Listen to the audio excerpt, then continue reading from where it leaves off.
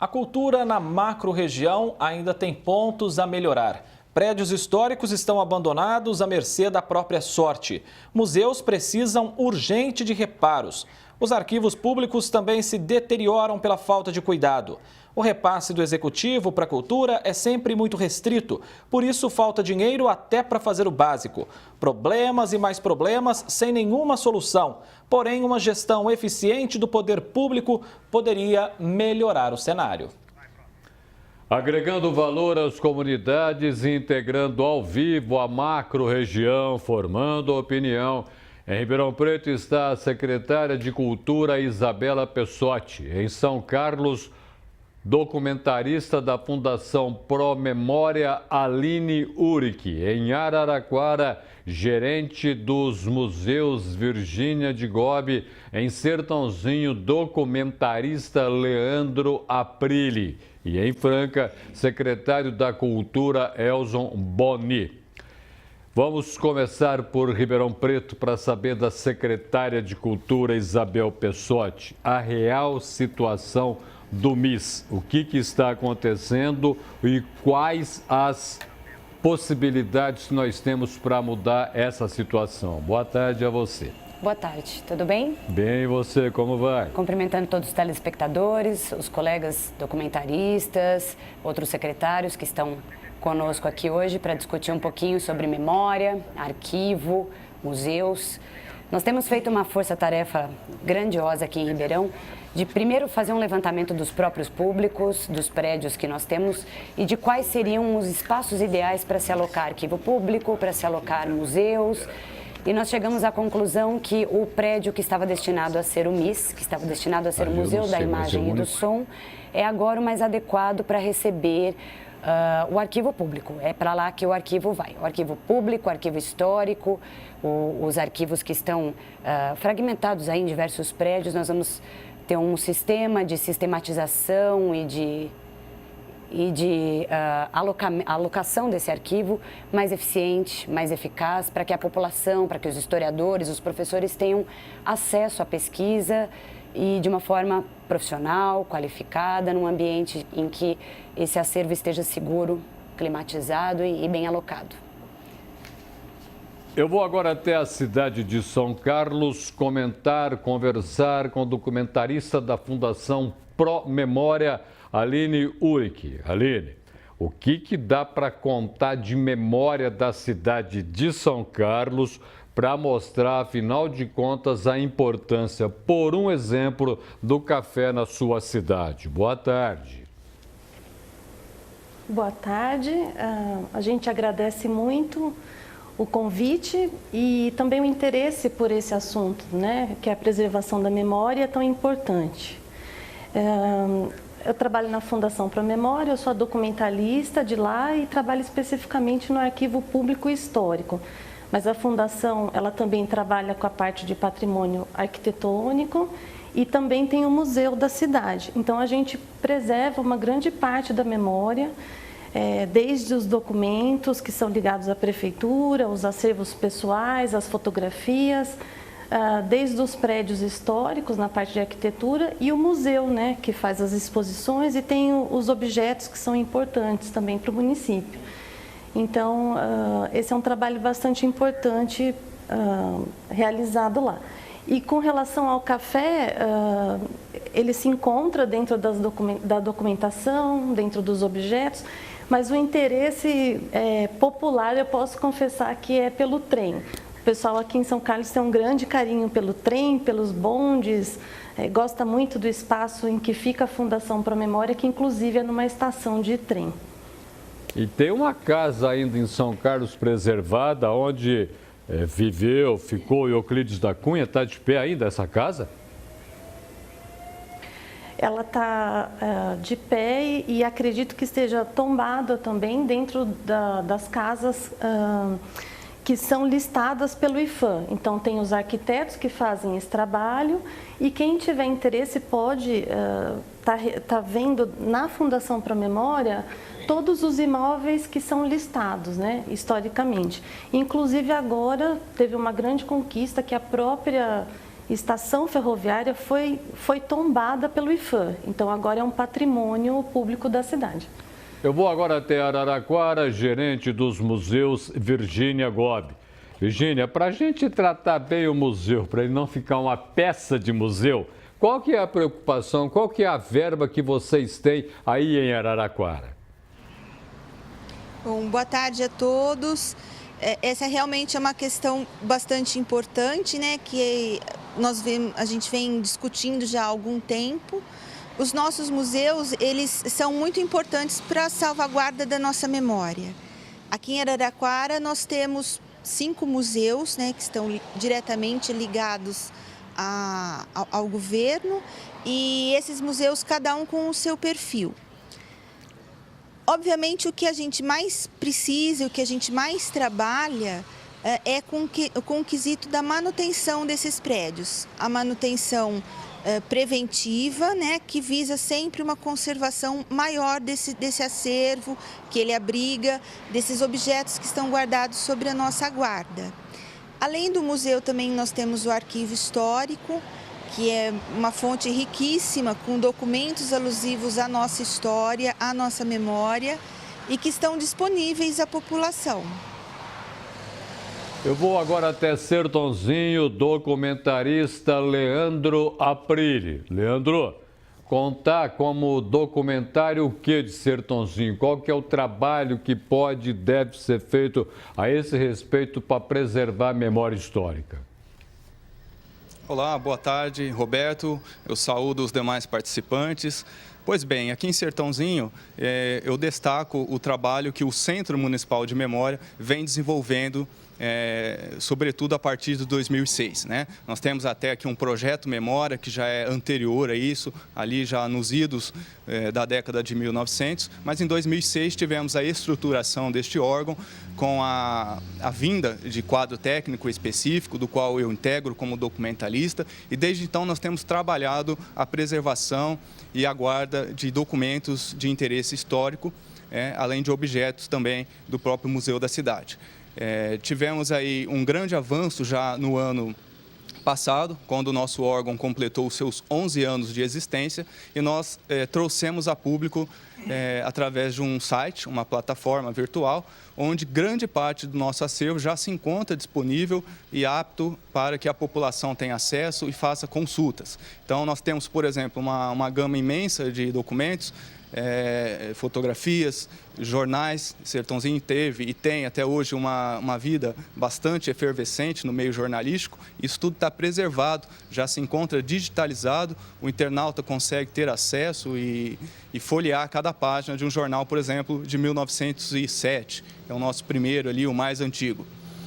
Além disso, as nossas coleções fotográficas recebem um tratamento adequado, com produtos e processos técnicos adequados, materiais chamados de qualidade arquivística, isso tudo pensando nessa preservação e nessa conservação documental. Que a gente sabe que o manuseio inadequado ou a forma inadequada de acondicionar ou de guardar um documento pode acelerar o seu processo de deterioração, isso tudo fazer com que se perca, né, informações relevantes aí que a sociedade tem direito e está garantida através da lei de acesso à informação. Contamos também com o Museu da Cidade, onde fica a parte mais tridimensional, os objetos, a parte expositiva, né, e o Centro Municipal de Memória fazendo esse trabalho de catalogação e preservação documental. Eu vou agora até Franca, secretário de Cultura, Elson Boni. Elson, para a gente mexer com cultura no interior do estado de São Paulo, no interior do Brasil, quais devem ser as preocupações, principalmente na hora de mexer com a cultura popular? Bom, em primeiro lugar, Roberto, boa tarde a todos os telespectadores. O seguinte, aqui nós temos uma situação com o museu, né? O Museu José Chiachiri, aqui em Franca. Por quê? Tá tudo caminhando, mas nós não podemos restaurar, nós não podemos também nem construir nenhuma reserva técnica, porque o prédio não é do município, o prédio é do Estado. E é patrimônio do Estado, entendeu? E para que faça uma restauração, para que faça, por exemplo, a criação, a construção do acervo técnico, é preciso que o governo passe esse prédio para o município, porque existe uma lei que a gente não pode fazer uma restauração, nenhuma reserva técnica, enquanto não o prédio ser do município. E aí fica um imbróglio danado, né? Quer dizer, o município não sabe... Com certeza, é uma burocracia, sabe? Inclusive até o prefeito Gilson de Souza já está tomando providência, encaminhando para o governador, pedindo que ele cede o espaço para o município para a gente poder estar fazendo a reforma, né? Por exemplo, eu não posso mexer no telhado, você está entendendo? Por quê? Porque é um prédio do Estado, do governo do Estado, entendeu? Entendi. Bela confusão, diga-se de passagem, quem paga é a cidade efetivamente. Gofeto, depois de tudo que nós ouvimos, tudo, preservar o quê? Para quem? Na verdade, são duas perguntas. Preservar o quê? A nossa história, o nosso passado. Agora, é preciso deixar claro que passado não é o que passou. Passado é o que fica do que passou. E esse é que é o dado básico, já de início. E para quem? Para os mais moços, os vivos de uma maneira geral, e os que ainda não nasceram. E aí, essa conclusão nos remete ao que se chama de pacto social, que não é um acordo. Pacto é o particípio passado do verbo passere, fazer a paz. O pacto, quando se faz um pacto, é porque o acordo está feito. Lembrando que o acordo lembra de cor cordis. O acordo passa pelo coração, sede dos sentimentos, bons ou maus. Agora, o pacto é fazer a paz. A paz tem um objetivo, porque ela é sempre produzida quando é assentada na justiça. Então, esses dois.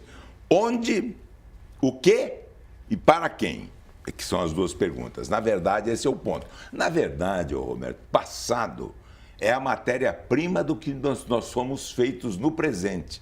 E não se pode entender o presente sem conhecer um mínimo do passado. Nós nos remetemos, portanto, à palavra musa. Musa vem do grego, quer dizer inspiração. É por isso que duas palavras nascem do útero de musa, que são música, que nos inspira. Uma partitura, a produção de uma partitura, para existir a produção de uma partitura, tem que haver inspiração. Bom, e outra é museu, que nos inspira tanto do ponto de vista histórico, que caminha no rumo de uma ciência, como do ponto de vista artístico, que é sempre a arte à busca da beleza. Então nós estamos entendendo o seguinte, a visão que nós temos do passado transforma-se na medida direta, na razão direta em que nós mesmos nos transformamos. Nós temos uma visão do passado na adolescência. Agora, nós não podemos ter a mesma visão do passado e não teremos a mesma visão na idade madura e até na velhice. Quer dizer, o passado muda, por isso nós precisamos ter referências fixas. E são exatamente esses equipamentos culturais que são fundamentais. William Blake, grande escritor inglês, ele dizia o seguinte: ou eu faço a minha própria ordem, ou eu sou escravizado pela ordem de outras pessoas. É isso. Muito bem lembrado, sem ser escravizado pela obra de outros. É a ordem de outras pessoas. Eles estabelecem uma ordem e acabam escravizando aqueles todos. Isso, a todos, exatamente. Não sobra para ninguém. Para nada. Para nada. Ribeirão Preto, secretária de Cultura, Isabela Pessotti. Isabela, estou vendo aqui, nós temos muitos problemas com os museus em Ribeirão Preto. E na internet já tem uma campanha com o nome Cadê o museu que estava aqui? O que acontece com os museus? Os museus em Ribeirão Preto, eles passaram por um longo período de real abandono em gestões anteriores.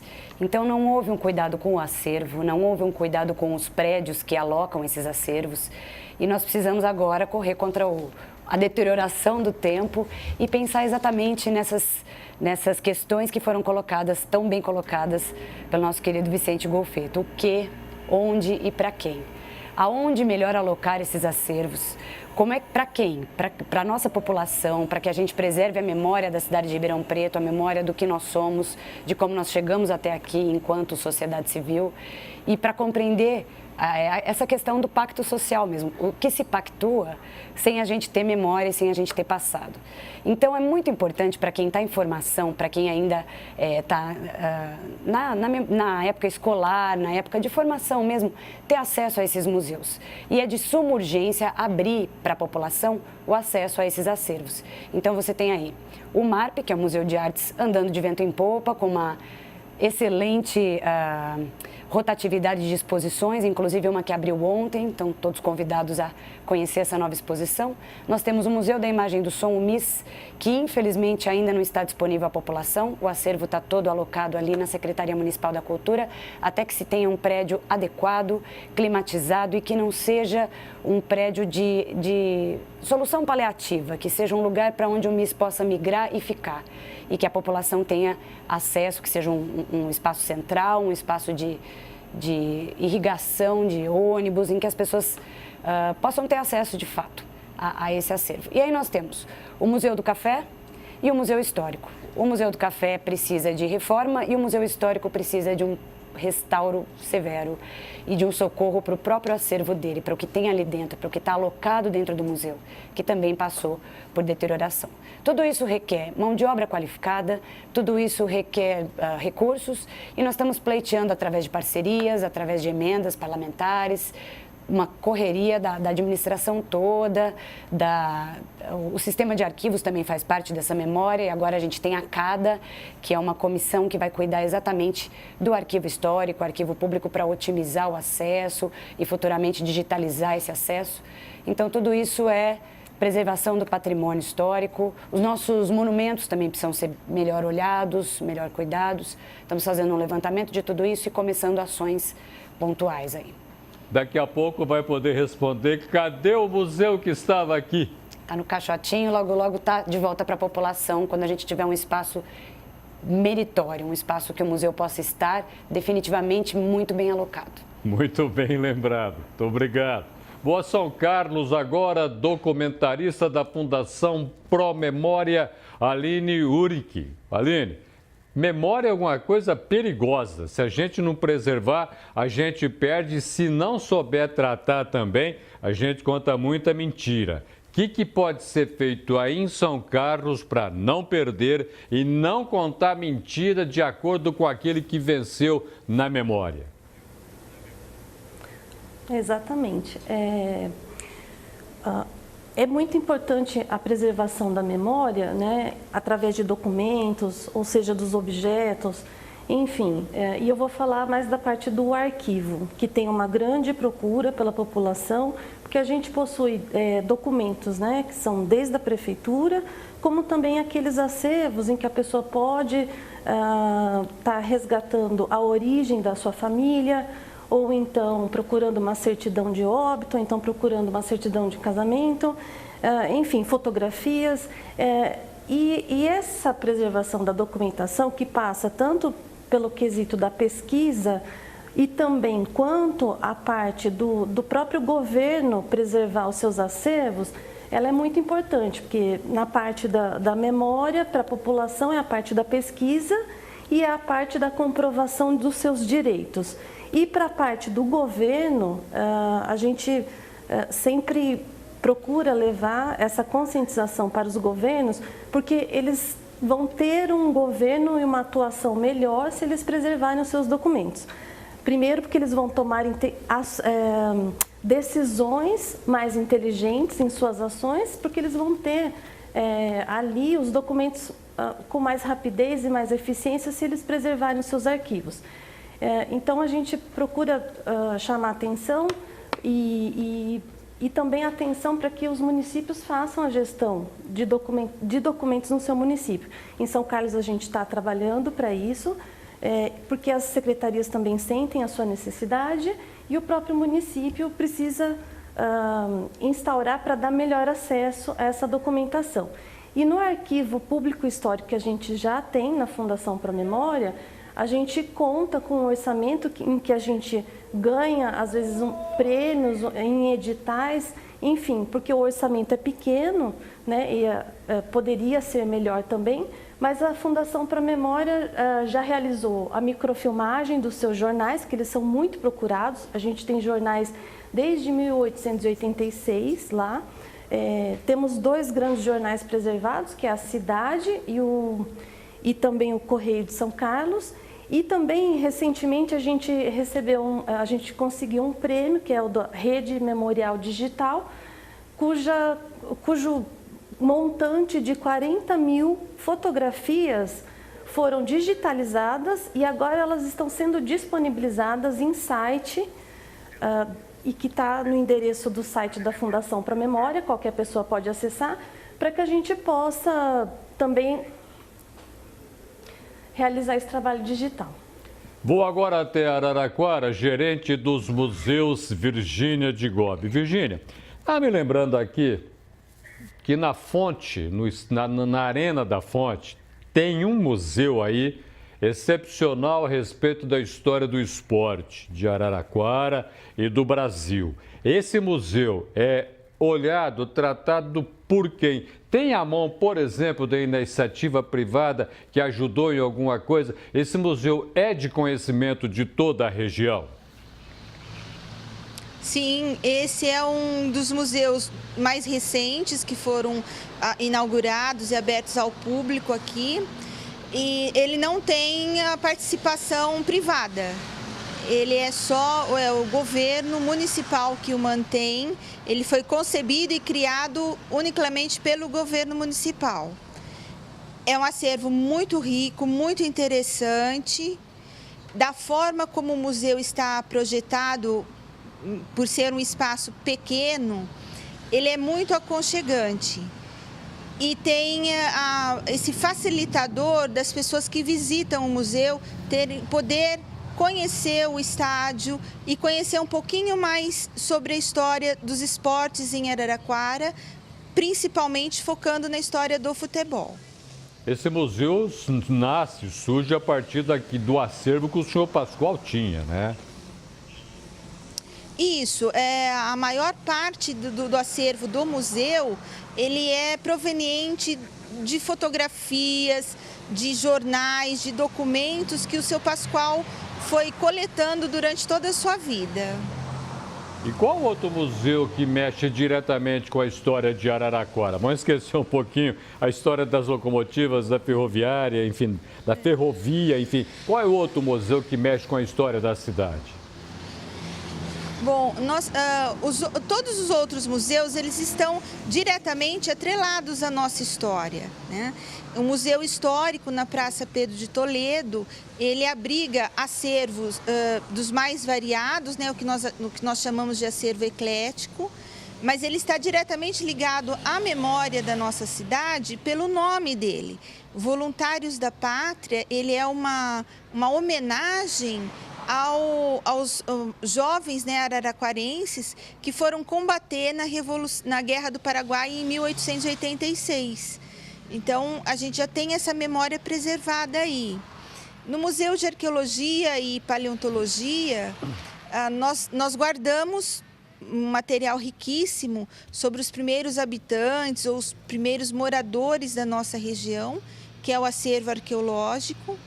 E um acervo também muito interessante, que é o acervo paleontológico, com pegadas e vestígios iquinofósseis de animais pré-históricos, podemos dizer assim, que ocupavam, que transitavam essa nossa região, de acordo com os pesquisadores, com os cientistas, em torno de 130, 140 milhões de anos atrás. O Museu da Imagem e do Som aqui abriga um acervo riquíssimo, com imagens da cidade em fotografias, né? A nossa coleção histórica, que vai desde o final de 1900 até 1970, que é o que nós chamamos de coleção histórica. Ela está muito bem preservada, a maior parte delas nós já estamos digitando e a gente está trabalhando nesse sentido. Boa, Sertãozinho, agora. Ô, Leandro, você como documentarista, Daqui a 50 anos, digamos que alguém resolva mexer em alguma parte da história de Sertãozinho, vai encontrar especificamente o quê? Roberto, a gente tem trabalhado arduamente para que esses acervos sejam salvaguardados, né? Eu creio e aposto e trabalho com bastante afinco, junto com toda uma equipe do Departamento de Cultura e Turismo, para que isso realmente aconteça, né? Que não só há 50 anos, mas até mais, esses documentos sejam possibilitados o acesso e a sua disseminação. Tá? E eu falava há pouco do nosso site, que foi lançado ano passado. Aproveito a oportunidade para passar esse endereço eletrônico, é www.cemmsertãozinho.com.br. Ali, a população pode ter acesso a infinitos acervos tratados, digitalizados, e isso está um uso bastante interessante aqui para toda a população, né? Nós tivemos, citando esse trabalho, por exemplo, a digitalização de todos os nossos livros do cemitério. São acervos, são registros de óbitos que possibilita e tem possibilitado cada dia mais as pesquisas genealógicas, né, que eram bastante correntes aqui na nossa instituição. Então, isso para efeito de conquista, de cidadania europeia, etc. e tal. Então, conforme eu falava, Sertãozinho tem feito a sua lição de casa, já está na Câmara Municipal, isso foi aprovado por unanimidade, a criação do próprio arquivo municipal, né, porque o documento de arquivo ele tem idades, né, ele passa por ciclos, o ciclo corrente, o ciclo intermediário e depois o ciclo permanente, que é a guarda definitiva daquilo que tem interesse histórico, que o Centro de Memória já faz essa parte. Então, todas as etapas desse cuidado documental vêm sendo tratado com bastante respeito, né? A nossa administração entende muito bem e aposta isso, nos possibilitando condições de trabalho bastante interessantes. Nas escolas da cidade de Franca, Elson, você como secretário da Cultura, tem sentido que o mais jovem gostaria de ter um contato maior com a história da cidade dele, aí, Franca, para saber, afinal de contas, onde está pisando? Com certeza. Nós temos uma parceria muito grande com a Secretaria de Educação na cidade de Franca, onde nós temos as visitas monitoradas nos museus, tá? Então, a gente vê, quando as crianças chegam ali, assim, os olhinhos brilharem, curiosos para saber da história de Franca. Inclusive, Roberto, o Museu de Franca, o Museu José Chiachiri, é um dos maiores museus da região, que ele armazena 4.000 peças, tá? Para você ver a importância do nosso museu, 4.000 peças ali, tá? E nisso tem totalmente a história ali, né? Um arquivo histórico climatizado. Então, é por isso que a gente briga, né, para que venha logo, né, essa decisão do governo nos ceder esse prédio. Porque não sei se você lembra, o ano passado, o Museu da Imagem do Som estava totalmente jogado. Então, assim que nós entramos, nós resgatamos o Museu da Imagem do Som, que hoje está na Casa da Cultura. Ali no primeiro andar, a exposição do nosso Museu da Imagem do Som, que o ano passado se completou 25 anos. Então, aqui, nós não queremos nada parado, nós queremos os museus funcionando para a população, para falar sobre a história de Franca. E nós estamos com um projeto, desde 2014, um projeto para restaurar, né, o Museu da Imagem do Som. Só que nós estamos esperando essa liberação do governo para a gente poder começar a trabalhar. Integraram a região na edição deste sábado do Jornal da Clube em Ribeirão Preto a secretária de Cultura Isabela Pessotti. Em São Carlos, documentarista da Fundação Pro Memória Aline Uric. Em Araraquara, gerente dos museus Virgínia Degobi. Em Sertãozinho, o documentarista Leandro Aprile. Em Franca, o secretário de Cultura Elson Bonini. Confetor, para a gente encerrar a nossa conversa deste sábado, guardar a história ou contá-la? O dilema é revelador. É revelador. Eu conto ou eu guardo? Exatamente. Você conta a história, mas para contar a história é preciso guardá-la, preservá-la, colocá-la numa redoma, em várias redomas, para que ela fique guardada na devida proporção das necessidades. Jorge Santayana nos alerta, que é um historiador de ascendência espanhola, mas norte-americano, de nascimento. Ascendência aqui é espanhola. Ele diz o seguinte: os que se esquecem dos ensinamentos da história estão condenados a revivê-los e sofrer muito mais em consequência, em razão disso. Ao mesmo tempo, um outro espanhol, só que esse efetivamente espanhol, é o reitor da Universidade de Salamanca, Miguel de Unamuno, ele faz uma exigência direta à literatura, que é procurar, encontrar e caracterizar no universal o local.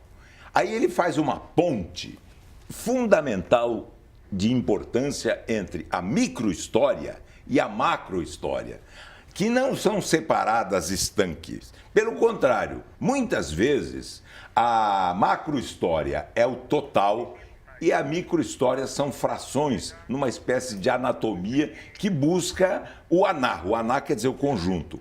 E tomo, anatomia. Tomos quer dizer as partes do conjunto. É como se vê o ser humano composto de cabeça, corpo e membros. Essas três partes são as partes. O aná, o conjunto, e cada uma das partes que são o tomo. Como a gente vê, tomo 1, tomo 2, quando se fala de uma coleção de livros. Esses dois dados. Mas vindo para Ribeirão Preto e para a nossa região, nós tivemos dois dados históricos de importância fundamental e que outros devem estar acontecendo, mas que nós não estamos atentos devidamente. Um deles foi na área da radiodifusão. Em 1924, no auge do café, durante o governo do presidente Arthur da Silva Bernardes, nós tivemos um fato marcante em Ribeirão, que foi a instalação da PRA7, em 1924. Fundamental porque sétima emissora de rádio do país. Imagine quantas capitais chegaram depois de Ribeirão Preto. Quantas capitais, cidades que são verdadeiras capitais do interior que vieram depois. Essa colocação em primeiro lugar só foi preservada e garantida exatamente porque a história preservou, exatamente conforme a pergunta que foi feita, para poder contar o fato, não é? Aí outra que nós estamos perdendo.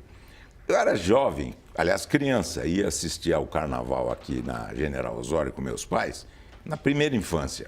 E nós tínhamos ali uma realidade fantástica, duas escolas de samba. Uma delas chamava-se Meninos e Meninas Lá de Casa e outra Os Bambas. Não, você é muito mais jovem que eu, Roberto. Você tá me gozando, mas a verdade é que os Bambas, os Bambas foi criado nos anos 20. Isso. Enquanto nos anos 20 também a primeira estação primeira de Mangueira.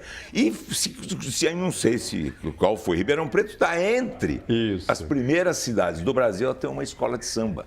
Qual o problema da escola de samba e do futebol? A escola de samba foi criada em primeiro lugar de base e chegou às elites. Sim.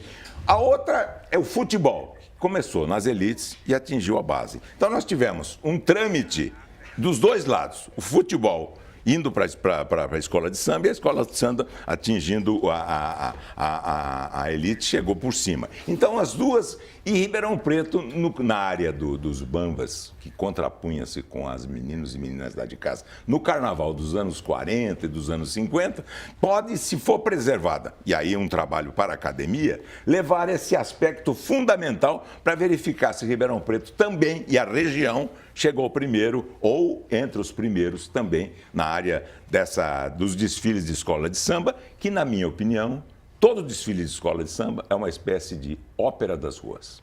É isso. Gostei do Meninos e Meninas Lá de Casa. É de lá. Agora não me lembro, já anos 40, já bem mais para cá, né? Muito obrigado pela sua presença no Jornal da Clube. Eu que agradeço a sua colaboração, como sempre, Roberto. Muito oportuno. Muito obrigado, viu?